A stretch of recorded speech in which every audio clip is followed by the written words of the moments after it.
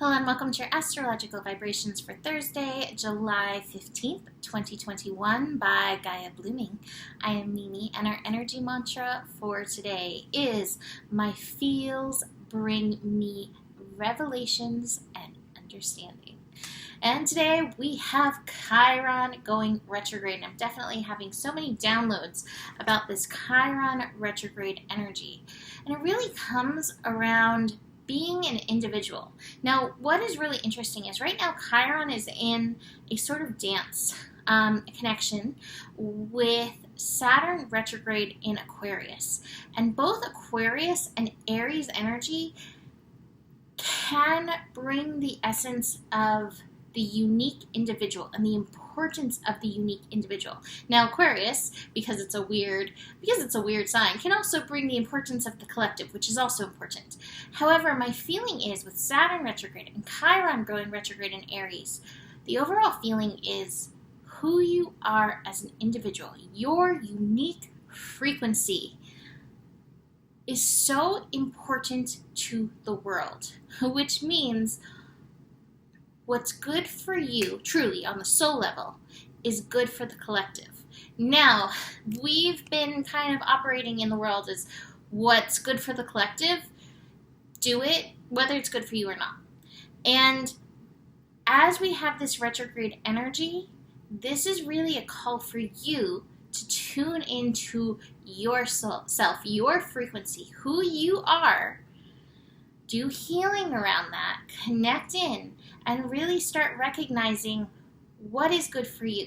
Now, I actually have a lot of experience with this. When I was growing up, my mom was actually a dietitian. So she had all of this knowledge about what is good for you. And I remember being little and being like, I don't want to eat the wheat. I don't want to eat that bread. I don't want to eat my pizza crust.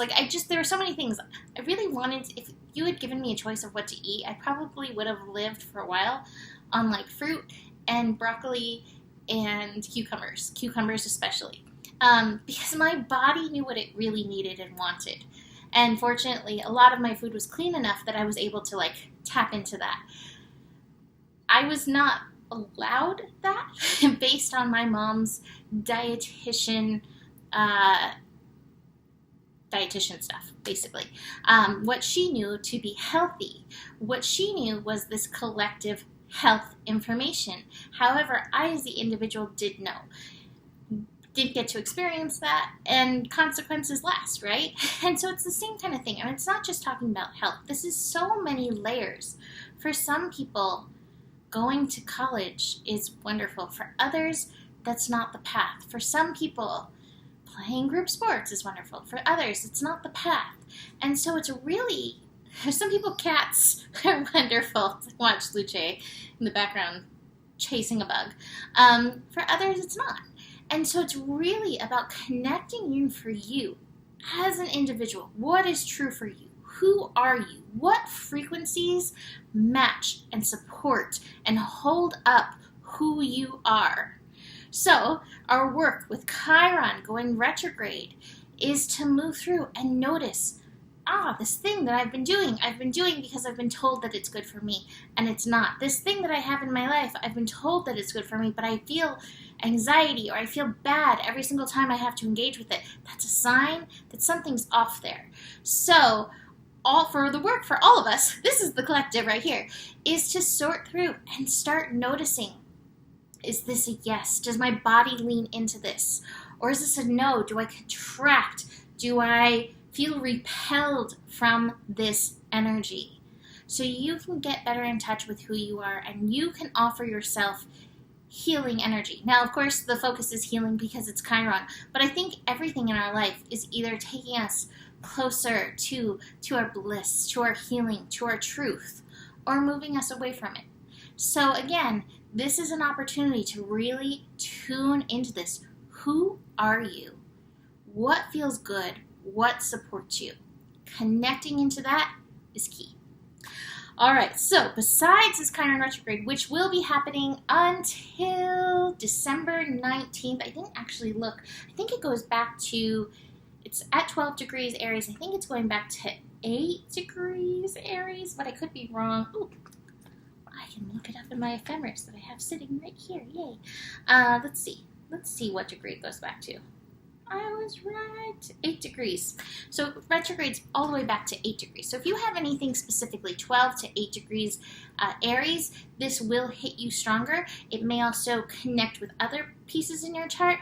And if you want to explore that, you can always book a reading. So besides this energy today, we do have the moon shifting into Libra. Moon into Libra is hoping us to come into balance. And I think after this Cancer Virgo stuff, oh my goodness, we could use a little balance. So moon in Libra, seeking balance. Now remember, it is by falling out of balance that we ultimately come back to balance. So it's letting yourself notice where you're off balance rather than pretending, yes, I am in balance right here.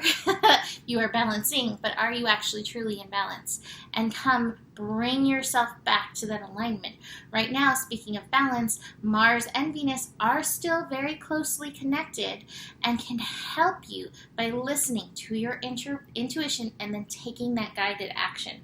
So that's beautiful with the moon in Libra. The moon in Libra will be connecting to Mercury in Cancer. So your feels and the stories may make you feel a little bit out of balance. But again, a lot of times our way back to balance is by getting out of balance. So don't let the fear of coming out of balance keep you from tuning into what the feels are telling you and the revelations and understanding they are bringing you. We have 2 connections today to Neptune. We actually have the Sun trine Neptune, and we actually have Venus in conjunct Neptune.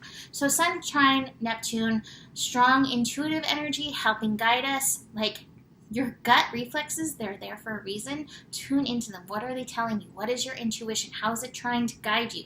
Again, listen to your intuition and take the action and let it align with heart. Venus in conjunct Neptune is interesting. I think this actually, to me, is addressing those places where we've been told that our intuition is false or wrong. I have a friend who has somebody in her life who would tell her that her intuition was conspiracy theories, and yet it ended up being true. You know, these things that they were tuning into.